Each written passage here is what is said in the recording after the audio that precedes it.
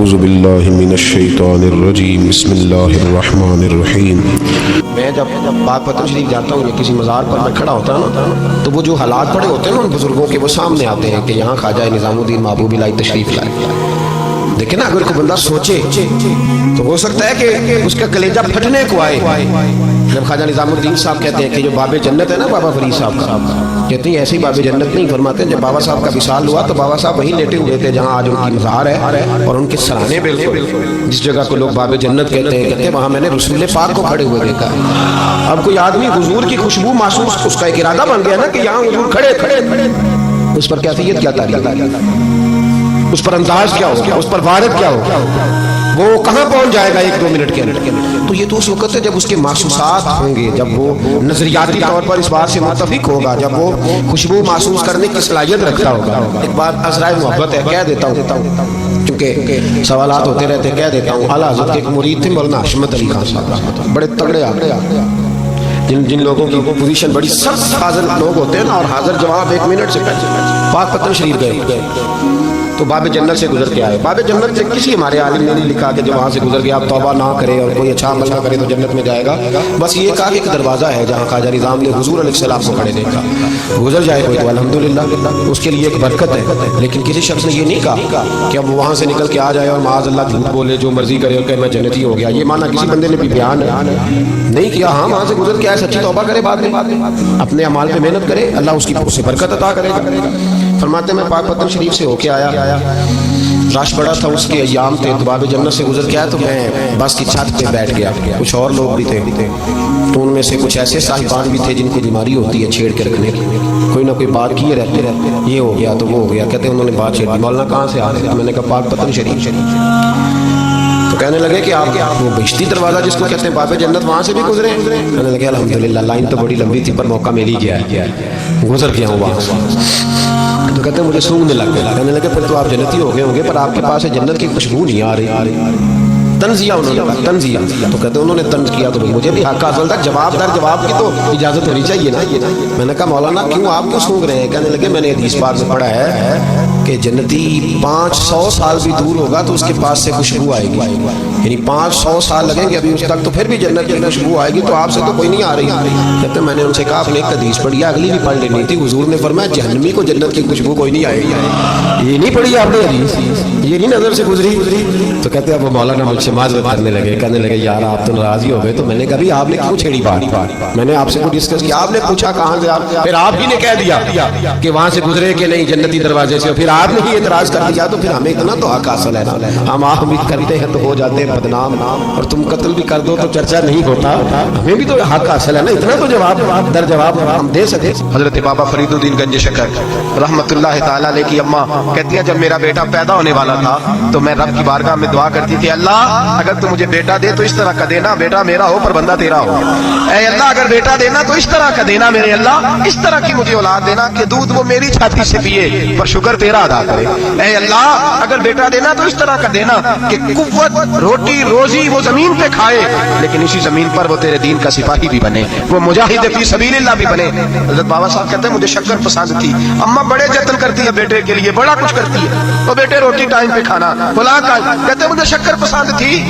میری اماں سردیوں کے ٹھنڈے موسم میں اٹھ کے میرے لیے پانی بھی گرم کرتی، مصلی بھی بچھاتی، اور پھر ایک پڑیا شکر کی بنا کے میرے مصلی کے نیچے بھی رکھتی، کہتی بیٹا نماز پڑھے تو اللہ شکر دیتا ہے۔ آپ فرماتے ہیں میں روز نماز کی 5 نمازوں کا وقت مصلی اٹھاتا تو پڑیا شکر کی ملتی، سکول اور مدرسے کے میں اپنے کلاس فیلوں کو بھی کہتا نماز پڑھو بڑی پیاری شکر ملتی ہے، کہتے ہیں میں روز شکر کھاتا۔ ایک سویرے فجر کی نماز میں اماں نے وضو تو کرایا، مصلی بھی بچھایا، پر دیہات کی وہ سادی بی بی جس کا سارا کام خلوص پہ مبنی تھا، جو آکسفورڈ سے پڑھی ہوئی تو نہیں تھی لیکن آداب ممتا اسے سارے آتے تھے، جو کسی یونیورسٹی کی سند یافتہ تو نہیں تھی لیکن بیٹے کے ساتھ کس طرح کا رویہ اختیار کرنا ہے یہ سارا اسے پتا تھا۔ کہتے ہیں سادی اماں نے سارے کام کیے لیکن شکر رکھنا بھول گئی۔ بابا صاحب کہتے ہیں میں نماز پڑھنے لگا تب ماں نے یہ بھی بتایا تھا کہ نمازی کے آگے سے نہیں گزرتے، نمازی کے آگے نہیں ہوتے۔ اب اماں کہتی ہے میں مجبور ہوں، درس بھی میں نے دیا ہے، بھول گئی ہوں، اب شکر رکھنے جاؤں گی تو پردہ کھل جائے گا۔ ایک کونے میں لگ کے ماں روئی، बेटे की शिफा के लिए नहीं, बेटे की नौकरी के लिए नहीं, बेटे के अच्छे मुस्तकबिल के लिए नहीं। माँ रोई, आंसू बहे तो कहती क्या है, ऐ अल्लाह मैं इसे अपने आगे झुकाने को जतन थोड़ी करती थी, तेरा बनाने का जतन करती थी। ऐ अल्लाह मेहरबानी फरमा, मेरी पर्देदारी का अगर राज खुल गया तो मेरा फरीद नमाज ना छोड़ जाए। बाबा साहब कहते अम्मा तड़पती रही और मैंने नमाज पढ़ के मुसल्ला उठाया, पहले पुड़िया होती थी अब तो पूरा दरिया शक्कर का बह रहा है। फरमाते हैं मैंने वो उठाई, शक्कर खाई और मैंने चीख के कहा अम्मा जल्दी आ, आज बड़ी लजीज है, आज शक्कर कोई अनोखी है। और आज तो कमाल शक्कर दी है मेरे अल्लाह ने, एक पुड़िया की जगह पूरा दरिया बह रहा है। बाबा साहब रहमतुल्लाह अलैह फरमाते हैं मेरी अम्मा आई और मेरी अम्मा ने बाजू खोले तो माँ की ममता ही बताती है कि अल्लाह की रहमत किस तरह की होती है। कहते हैं मैंने अम्मा के सीने से लगा तो अम्मा रो के कहने लगी बेटे पहले मैं शक्कर देती थी, आज शक्कर बनाने वाले ने शक्कर अता फरमाई है। सारी जिंदगी पेशानी से सजदे का नूर नहीं गया, सारी जिंदगी वो लज्जत इबादत नहीं गई, इसलिए कि उस्ताद ने डंडे से नमाजी नहीं बनाया था, इसलिए कि पीर साहब ने ये कह के नमाजी नहीं बनाया था कि नमाज पढ़ोगे तो रोटी में बरकत हो जाएगी, इसलिए कि अल्लामा साहब का वो बात सुन के हम नमाजी नहीं बने थे कि इस नमाज में बताया जाता है कि बीमारियां खत्म हो जाएंगी नमाज पढ़ने से। अम्मा ने रब से जोड़ने के लिए नमाजी बनाया था। सारी जिंदगी बाबा साहब कहते रहे उठ फरीदा सुते आ, झाड़ू दे मसीह, चल हुण उठ फरीदा सुते आ, झाड़ू दे मसीह, ओ तू सुता है रब जागदा, तेरी राडे नाल परी। सारी जिंदगी नमाज की ट्रेनिंग देना, अपने बच्चों को अपने रब से जोड़ना, अपने बच्चों को अल्लाह के साथ उनका ताल्लुक बनाना, उनको रब वाला बनाना, उन्हें रसूल पाक का गुलाम बनाना, ये ड्यूटी है माँ बाप की। एक बहुत बड़े मुहद्दिस हैं, इतने बड़े मुहद्दिस हैं कि मेरे नबी करीम की मस्जिद नबवी में वो हदीस के उस्ताद रहे। हजरत रबिया बिन अब्दुर रहमान नबी पाक की मस्जिद नबवी में हदीस के उस्ताद, और हजरत हसन बसरी जो जनाब अली के शागिर्द हैं वो भी हजरत रबिया के शागिर्द हैं। हजरत इमाम मालिक जो 70 साल तक मदीना और मक्का में हदीस पढ़ाते रहे वो भी हजरत रबिया के शागिर्द हैं। इनके वालिद का नाम था अब्दुर रहमान फरोग। तारीख बगदाद में लिखा है कि बनु उमैया के दौर में ताबीन के जमाने में जनाब अब्दुर रहमान बिन फरोग घर से चले गए। एक रवायत है बच्चा छोटा था, एक रवायत है बच्चा अभी माँ के पेट में था, जिहाद करने चले गए। उस दौर में ये जिहाद होता था कि एक इलाका फतह किया तो मुसलमान अगले इलाके में चले गए, अगला फतह किया तो अगले इलाके, एक के बाद दूसरे लोग पलट के नहीं आते थे। हजरत अब्दुर रहमान गए 30,000 दिनार बीबी को दे गए, कहने लगे संभाल के रखना, और जिहाद करने निकले तो 27 साल तक हारी नहीं आई, और 27 साल के बाद आए तो हजरत रबिया मुहद्दिस बन चुके हैं, मस्जिद नबी में हदीस के उस्ताद हैं, बेटा बहुत बड़ा शेख बन गया है। वापस आए, हाथ में नेजा है, काली दाढ़ी थी सारी सफेद हो गई, वजूद बड़ा तगड़ा था, कमजोरी आ गई। आए, नेजा पकड़ा हुआ है, घोड़े पे बैठे, मदीना मुनव्वरा में घर है, दरवाजे पे दस्तक दी, हजरत रबिया ने दरवाजा खोला, अंदर दाखिल होने लगे तो कहने लगे बाबा तू किधर घुसता आ रहा है, किधर? उसने कहा तू पीछे हट, तू मेरे मकान पे कब से कब्जा करके बैठा है। बात तेज होने लगी, आवाज थोड़ी बुजुर्गों की बुलंद होने लगी तो अंदर से जौजा ने सुन लिया, वो दरवाजे की ओर से देखने लगी तो पहचान गई, कहने लगी रबिया पीछे हट जाइए, कोई गैर नहीं है, तेरे वालिद गिरामी है, ये तेरे वालिद है। अंदर आए, बाप बेटा मिले, असर की नमाज का वक्त हो गया, बड़ा रोए। 27 साल के बाद बाप लौटा, 27 साल के बाद बड़े रोए। नमाज का वक्त हुआ तो हजरत रबिया जल्दी से वुजू किया, मस्जिद नबवी शरीफ चले गए। जनाबे अब्दुर रहमान फरोग ने भी खाना वाना खाना था, खाना खाने बैठे तो हुक्म देखे शौहर क्या करता है, ये नहीं पूछा कि 27 साल हाल क्या रहा। पूछने लगे मैं तुझे 30,000 दिनार दे गया था, वो किधर है? तो सोचा, कहने लगी खाना खा लो, असर की नमाज पढ़ के आओ, फिर बताती हूँ पैसे कहाँ हैं, आपकी रकम बड़ी अच्छी जगह पे महफूज है। कहते मैं नमाज पढ़ने मस्जिद गया, असर की नमाज के बाद मेरे नबी पाक के मिंबर पर एक नौजवान बैठा है, घर में तो उनका अंदाज टोपी पहनने का था ना, सादे आम लिबास में, मस्जिद नबी में जुब्बा पहना है, सर पे इमामा है, खूबसूरत लबो लहजे में रसूलुल्लाह के मिंबर पर बैठकर, नबी पाक के मिंबर पर बैठकर, यानी आपको इस बात की लज्जत नसीब हो रही है कि नहीं, आम जगह नहीं, नबी पाक के हुजूर के मिंबर पर बैठकर नबी पाक की हदीसें सुना रहे हैं, इतना बड़ा मुकद्दर। कहते हजरत इमाम मालिक जैसे लोग, ख्वाजा हसन बसरी जैसे लोग कागज कलम लेके हदीसों की समाअत कर रहे हैं, उनसे दर्स ले रहे हैं। जनाबे अब्दुर रहमान कहते हैं मेरी नजर उठी, कुछ बूढ़ा हो गया था, कुछ उस वक्त वो टोपी में सादे लिबास में थे, पहचान ना पाया। एक शख्स से पूछा यार है तो जवान पर इसके चेहरे की नौरानियत मेरे दिल को भा गई है तो जवान पर इसका हदीसें बयान करने का अंदाज मेरी तबीयत को घायल कर दिया, ये कौन है जो नबी पाक की मस्जिद में बैठ के हदीसें बयान कर रहा है? कहते इमाम मालिक कहने लगे बाबा जी चुप कर जाओ, हमारे उस्ताद के बारे में ऊंचे लबो लहजे में बात ना करना, देखते नहीं कितने कितने लोग बैठे हुए खामोशी से। तो मैंने कहा मुझे भी तो बता दो ना है कौन? तो कहने लगे कोई अब्दुर रहमान फरोग नाम के बुजुर्ग हैं, ये उनके बेटे हैं, रबिया क्या नाम है? कहते हैं जब लफ्ज कहे तो मेरे आंसू छलक के बाहर आए और मैं हुजूर की मस्जिद में गिर गया, रोने लगा कि यहाँ मेरे रसूल पाक सैयद आलम सल्लल्लाहु अलैहि वसल्लम के मिंबर पर और मेरा बेटा। कहते मैं तड़प के घर गया और घर जाके मैंने अपनी बीवी को जब देखा तो मेरे आंसू निकल गए। मेरी बीवी समझ गई कि ये मेरे मुहद्दिस बेटे को देख आया है। कहते हैं बीवी रो के कहने लगी, मैंने आपके 30,000 दिनार आपके बेटे को मुस्तफा करीम की हदीस का उस्ताद बनाने में खर्च कर दिए। मैंने वो 30,000 दिनार खर्च कर दिए, 30,000 दिनार आपका बेटा मैंने। तो कहते हैं मैं अपनी बीवी की तरफ देखने लगा। मैंने कहा कुर्बान जाऊं, मैं अगर अल्लाह के दीन के रास्ते में था, तूने मेरे साथ नेकी की है, मेरा बेटा भी दीन के रास्ते पे लगा दिया। मेरे भाई अल्लाह से जोड़ा, अल्लाह से जोड़ा। सबसे बड़ा हौसला ना सूफिया का होता है। सूफी भी कहते हैं कि मुर्शद एक बनाना, चलो फैज़ जहाँ से भी मिलेगा अपने पीर का सदका मिलेगा। उसकी दलील मेरे असा फरमाया करते थे, बाप एक होता है, चलो चाचे तो 15 भी हो सकते हैं, लेकिन वालिद है। तवज्जो है मेरी बात पर? एक बात आपको सुनानी है, ज़रा थोड़ी गौर करें। जो लोग तरीक़त के रास्ते के मुसाफिर हैं ना, उनको ज़रा जल्दी समझ आएगी इस बात। बाबा फरीदुद्दीन गंज शकर रहमतुल्लाह तआला अलैह के एक मुरीद थे हज़रत जमालुद्दीन हांसवी। बाबा साहब को मुरीद से बड़ा प्यार हो गया। वो हांसा के रहने वाले बाबा साहब पाकपतन के, तो वो बेचारे अकेले भाई थे, वालिद भी फौत हो गया तो माँ बूढ़ी थी। बाबा साहब ने उनसे कहा कि तू पाकपतन आ जा। कहने लगे हुजूर माँ नहीं इजाज़त देती, अगर आप कहते हैं तो आ जाता हूँ।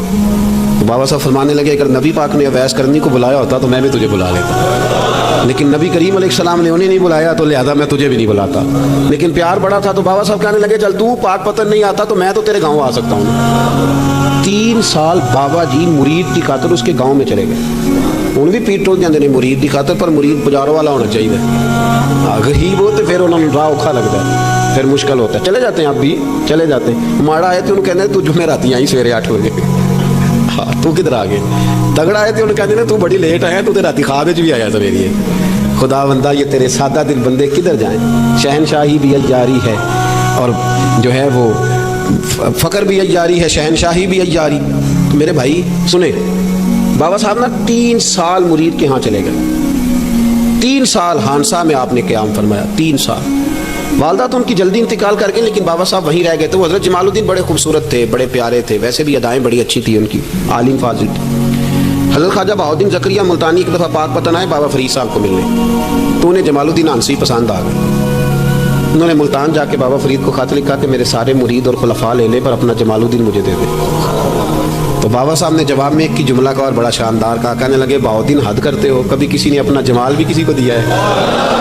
ये तो मेरा जमाल है, ये भी कभी किसी ने किसी को दिया है? अल्लाह अकबर। उन्होंने ना कोई रूहानी कशिश डाली हज़रत जमालुद्दीन आंसवी के दिल में। तो बाबा साहब असबाक पढ़ा रहे थे शागिर्दों को, तो हज़रत जमालुद्दीन आंसवी आ गए। आके कहने लगे, हुजूर मैंने मुल्तान जाना है। बाबा साहब ने फरमाया, कोई काम है, कोई मजबूरी है, कोई रिश्तेदारी है? समझ गए बाबा फरीद साहब के मामला पीछे से गड़बड़ हो गया, क्या मसला है? कहने लगे, हुजूर मैंने हज़रत बहाउद्दीन ज़करिया से मिलना। मोहब्बत में शराकतदारी नहीं कबूल होती ना, बाकी माफ़ियाँ मिल जाती हैं, शराकतदारी की कोई माफ़ी ये तूने क्यों की? शरीक तूने कैसे बना ली? एक दर फड़िए तो मुहकम फड़िए तो एक दई हो के मरिए, ये तूने क्या किया? फरमाने लगे, अच्छा बहाउद्दीन ज़करिया से मिलना है? कहा हाँ। प्यार बड़ा था बाबा साहब का ख्वाजा बहाउद्दीन ज़करिया से, मोहब्बत बड़ी थी। फरमाया, अच्छा मैं तेरी खातिर यहाँ आया हूँ और तूने कोई कदर ही नहीं डाली। तू कहते आगे जाना है, जा अब तू उसी के पास जाएगा। हज़रत जमालुद्दीन आंसवी कहते मैं निकल आया, पर सीने का नूर सारा रुखसत हो, ना मैं मुल्तान जा सका और ना मैं बाबा साहब का रह सका।